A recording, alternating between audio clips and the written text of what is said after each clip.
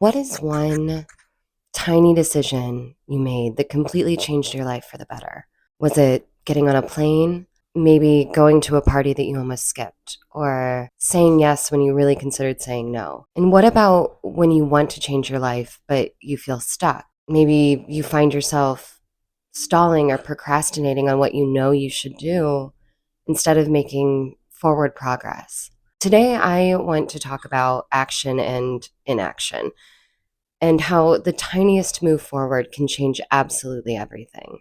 But first, my name is Sundown, and this is Logically Free Spirited, a channel where I talk about things like science, spirituality, and wellness while always attempting to remain open minded yet grounded. And this all started because I saw a YouTube video, which I'll link below, that was essentially a compilation of TikTok videos of people answering the that's my dog with a squeaker. I'm sorry. But these people were answering the question, what is one seemingly mundane decision you made that completely changed the trajectory of your life? This dog. Oh, well, we're going to just deal with him. Okay, so I love these kinds of stories. Some of them were things like a woman who had the opportunity, she was having a slumber party with a friend in grade school. And in the morning, she had the opportunity to either stay home and sleep in after the slumber party or go with her friend to volleyball tryouts. She wasn't trying out for volleyball, but she could accompany her, I guess. And she ended up going with her friend and bringing a book and sitting on the sidelines at first. But eventually she got up and played. And flash forward, I don't know how many years, she went on to become an Olympic volleyball player. There was another woman who lost her job and took a cake decorating course at a local craft store. One thing led to another, and she ended up opening several successful bakeries and then went on to win multiple Food Network cake decorating shows. And then when everything was going so smoothly, she started pursuing another hobby or passion project and became a New York Times bestseller for her romance novels. There was someone else who bought a Groupon for a month's worth of kickboxing classes and went on to become a professional MMA fighter. And finally, there was a woman who was asked to do a favor by her mom. She wanted her to return a clothing item to a store. And this wasn't typical for her mom to do, and she didn't want to do the return, but she went ahead and did it. And when she got into the store, she ran into someone that she hadn't seen since college, and they started catching up about what they were doing in life and how things were going. And the first girl explained that she was interested in broadcast journalism. She had been having a hard time getting her foot in the door, but it turns out that the person she was talking to happened to be best friends with a producer at a local news station. She was able to make introductions and do some networking, and it led to her landing her dream job. And I even have one of these stories myself. I'm sorry if I sound a little froggy. I have a cold, but I don't want to wait to do a video again. Okay, so 15 years ago, a friend of mine invited me to a concert. I had not heard of the band. I listened to them. I liked them. I said yes. We bought the tickets, but the show wasn't for like 6 weeks or something. By the time the show rolled around, I don't remember exactly why, but my friend ended up bailing on me and didn't want to go, couldn't go. By then, I'd started to really like the band and I was really excited, so I went anyways. I'm so sorry about that dog. So I wanted to go anyways, and I went alone. The show was about an hour from where I lived at the time. And on the drive down, the weather completely 180'd, and I ended up with like a tornado warning or watch. I don't know the difference. I don't think I'll ever know the difference. But the weather turned. I couldn't get into the venue yet, and I really didn't have anywhere to go except for my car. And then I remembered that I actually knew somebody who lived around the corner from the venue. So I reached out to see if they were home and if I could essentially seek shelter. And I had no idea, but that friend was friends with the band's manager and was with all of them. Now, they weren't big at the time. It was a small show, small town.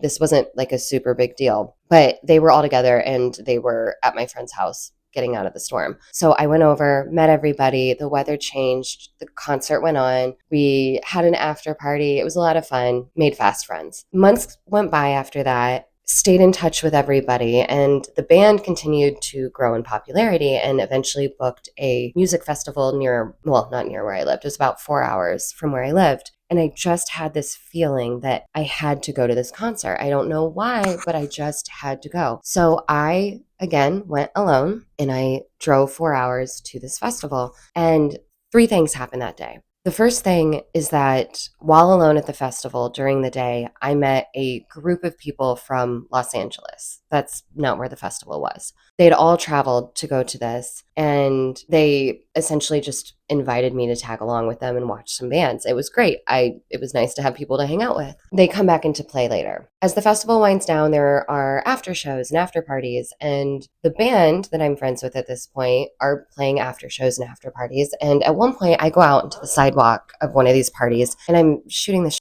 with people, and some musician gives me a business card, which was just too funny at the time. But he gives me this business card and I pocket it and I don't really think twice about it. He comes back into play too. The night goes on and I end up with the opportunity to discuss what I was studying in university and what my goals were, explain that I wanted to get into the music industry and all of that. And I ended up getting an amazing job opportunity with a record label based out of London, but the job was going to be in New York City and I was going to have to relocate. And I said yes on the spot. I don't think I don't even know if I thought about it. I think it just came out of my mouth and I said yes. 6 months later, the day after Christmas, in the middle of a blizzard, I moved to New York City and I didn't know anyone, not a single soul. And because the job I'd taken was with a company out of London, I didn't have any coworkers either. There was no one in the US. So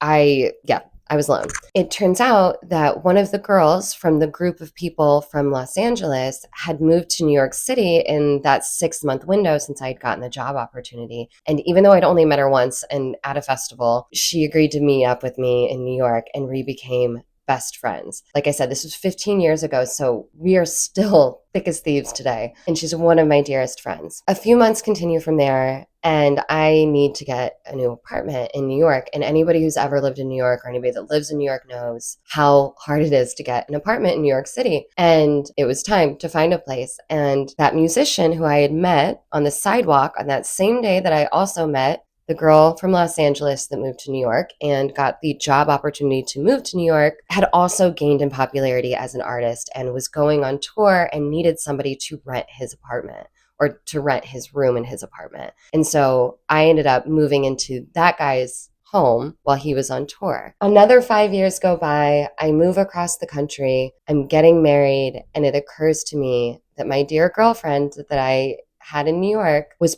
perfect for a friend of my partner's who lived all the way in London and was also a musician, but they were both coming to my wedding and I just knew it was right. So I put them in the same Airbnb. And thankfully it worked out because now they are married. And I say all of this to say that I went to a concert alone instead of staying home and I made friends with some amazing people. I ended up getting a job opportunity that I could have only dreamed of, relocating and moving to New York City, meeting one of my best friends that same day, but then also who moved to New York, and then eventually introducing her to her husband who lived all the way on the other side of the world. And I don't know how they ever would have met. And it was all because I went to that concert when my friend bailed. And honestly, had my friend gone, it still probably wouldn't have happened, right?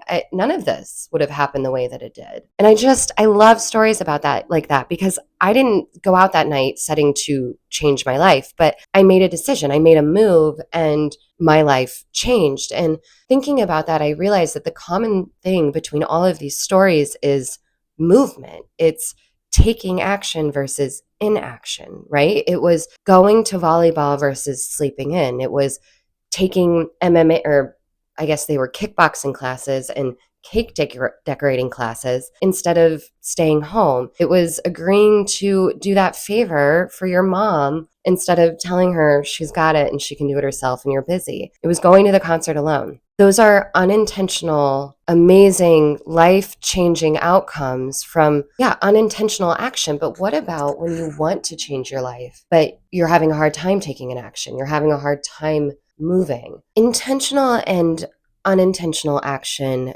might differ in motive, but they don't differ in mechanism. Both are movement, right? One requires openness and one requires perseverance through discomfort, pushing through resistance. And if you are like me and human, you likely already know that pushing through resistance is not easy. I'm kind of feel like I'm in one of those places right now with this channel in my own creative direction. I know I need to move. I know I need to take action, but I find myself procrastinating and second guessing myself and just stalling and finding other things to do that I deem are important. But why? Why am I doing that? Why do we do that to ourselves? If we know that action creates change and we want change, why do we get paralyzed with fear? Why do we refuse to move sometimes? I wanted to understand why I do this and how to stop it or how to circumvent it or at least make that pause shorter.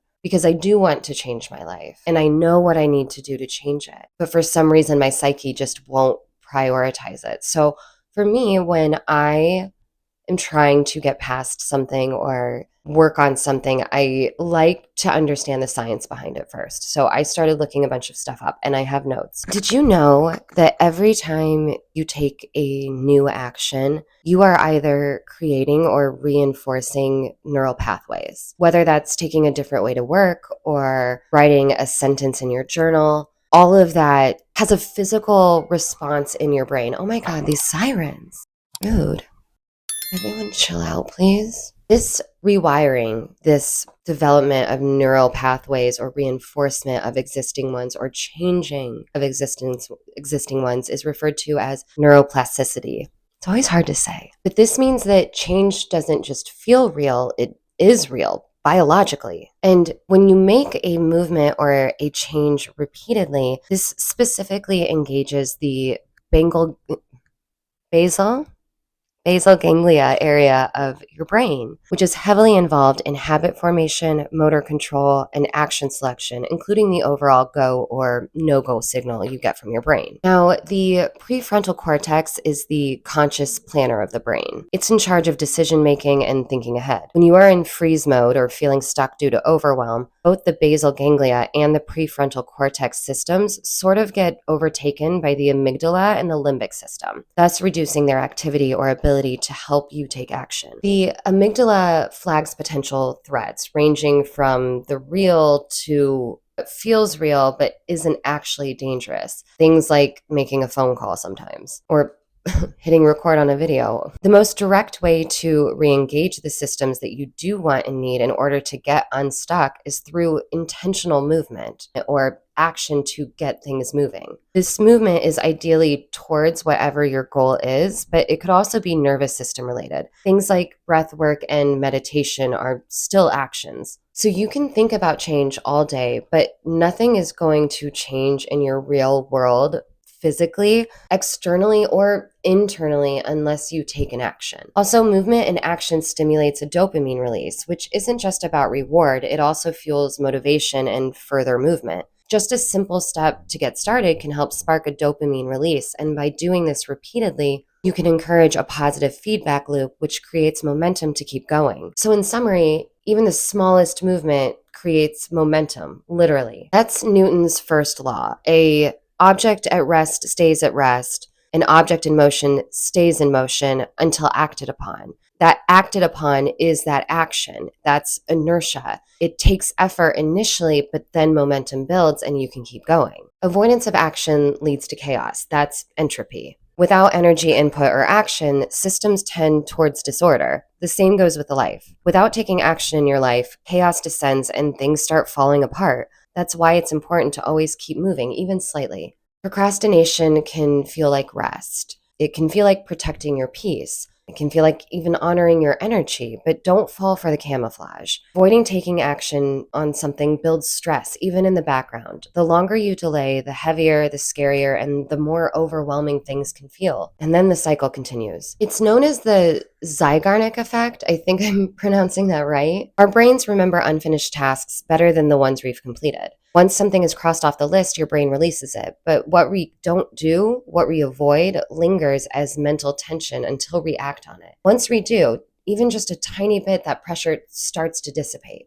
And we avoid things because we either consciously or subconsciously believe they will cause us harm or discomfort. It feels good in the short term, but ultimately it increases stress in the long term. The anticipation of the task or the next step becomes significantly more uncomfortable than the actual task itself. And that's how you may find yourself in an avoidance loop of fear, perfectionism, or uncertainty. That loop is the cognitive cost of inaction. We begin to rationalize our behavior or lack of movement or progress as preservation of comfort or self. Over time, repeated avoidance or inaction can teach your brain that effort just doesn't matter. Essentially, that's learned helplessness. If you believe your actions don't matter, then why take action? Why put in any effort? There's another reason we sometimes feel shut down or stuck. Things can seem hopeless, especially when the task or goal or problem just seems larger than life. But the inverse of learned helplessness is empowered action. How movement and progress, no matter how tiny, interrupts that emotional pattern and begins to restore a sense of personal agency or action bias. People who are able to hone in on this concept have what is called an internal locus of control. They are more likely to take action and persist through difficulty because they believe that their choices shape their lives rather than somehow not impact it. They are more likely to continually take decisive action, and that ties to better health outcomes, goal achievement, and even longevity. And continual decisive action is essentially what's happening when you find yourself in a flow state. Your actions align with your inner drive, and your brain falls into a state of total presence.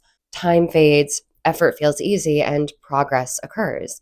Now, while the prefrontal cortex is involved in decision making, it's also heavily involved in thinking ahead and future planning. And flow state is very much in the here and now. It's very much about being present. That means that when you enter that phase, your prefrontal cortex quiets the overthinking and the self judgment that leads us to inaction or paralysis.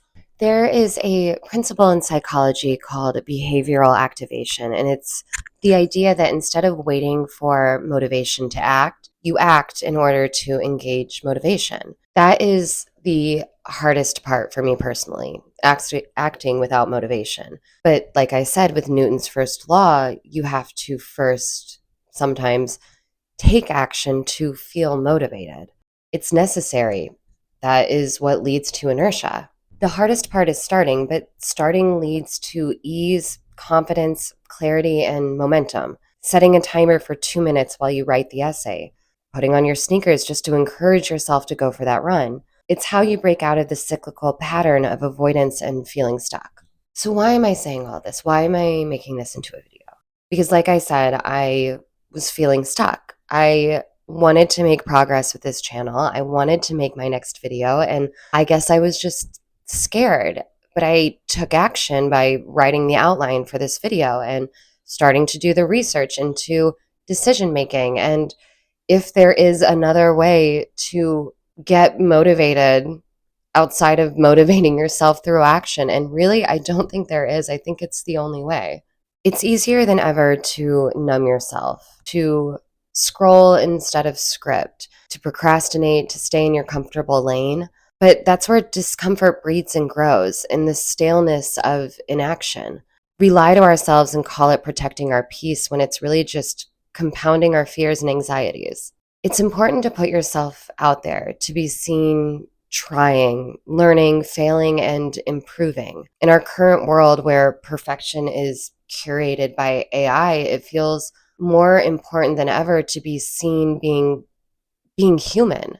Part of that humanity is free will and having the choice to take action or not. So how do we get past it? Past the avoidance loop, the fear of discomfort, the cycle of procrastination. We do it anyway. We do it when we don't want to. We do it scared. We do them while we're uncomfortable. We do it anyways. We take the smallest step. Make it ridiculously small, so small that you think it couldn't possibly impact your goal, but make it towards your goal. But make it small and take that step, and then take another one. Remind yourself that the anticipation of the task is often, if not always, usually worse than the actual task itself, actually doing the thing that you're avoiding, doing the thing that you're scared of. Usually that buildup behind it is worse than whatever the thing is. Not always, but often. And we just make it worse on ourselves by procrastinating and putting the things off, especially the things we really want. And when all else fails, or if all else fails, you can try leaning into the biology. Think of action as medicine or exercise. Use it as a way to help yourself cognitively, biologically rewire your neural pathways to engage into more motivation, more action. And that's unintentional, or that's intentional action, right? That's when you're feeling stuck. When it comes to unintentional action changing your life, if you're not feeling stuck, but you're open to the possibilities, that is how you have to do it. You have to stay open. Opportunity is luck met with preparation, and that preparation is being open to life's possibilities. You have to say yes more with discernment, with safety, using your head. Be reasonable, be logical, but say yes more. Get uncomfortable, try new things, go new places, meet new people, stretch yourself. It's important to protect your energy, yes, but that's all about balance, right? And there's also balance in comfort versus discomfort and growth. Again, I love these stories. I love listening to people discuss how one simple decision completely changed the trajectory of their life for the better, be it intentional or not. And I just wanted to share those stories, share my story, share what I learned about, I guess, guilt tripping myself into taking action when I don't want to, or to stop procrastinating, maybe. I'm not sure. I just hope that this video can serve as help to somebody else who may find themselves in a similar situation. If thinking about getting yourself unstuck isn't working, maybe look at it biologically and give yourself a physical action towards your goal, not productive procrastination. That is different. And if we need a video of me talking about that, I will, because I am the queen of productive procrastination.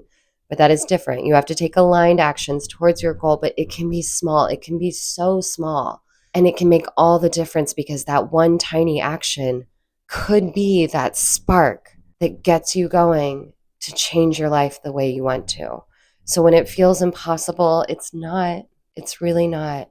It's not easy, but it's not impossible. You can take a step, a tiny step. There's something. There has to be, right? Right? Asking for a friend. So I don't know, if you're still here listening to me ramble, thank you. I'm sorry. This has just been an exercise for myself to get another video out, get a video out that's not about the telepathy tapes or a live chat. And if you like this, please like and sub if you haven't already. And if you ever care to join me on live, I love to get on in the mornings and drink my coffee and sit with my dog and talk to you guys about things like consciousness and science and new discoveries that are happening every day. And it's just so much fun. I guess until next time, thanks for being here. I'll talk to you guys soon. Bye. Am I recording? I think I'm recording. Oh my God.